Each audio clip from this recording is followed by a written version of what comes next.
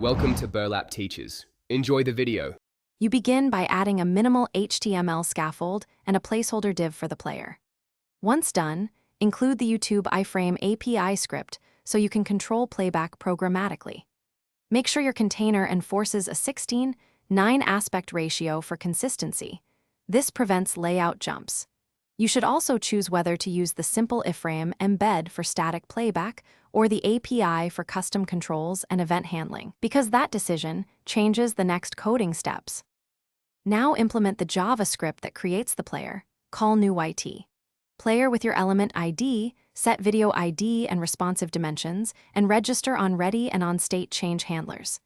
When on ready fires, you can auto buffer or attach custom UI buttons. Make sure you respect autoplay policies. Use the API methods, play video, pause video, seek to wire your custom controls. Also add keyboard support and area labels for accessibility. And style everything so controls finish by testing end-to-end. Check playback, captions, keyboard navigation, and responsiveness across devices. Once done, add performance touches, lazy load the API, defer non-critical scripts, and use a poster image until play. Make sure you handle errors in on error and on state change by showing a friendly retry button or falling back to a plain iframe. If things go wrong, first check the console for error codes and ensure the video ID is public. That single check solves most issues quickly.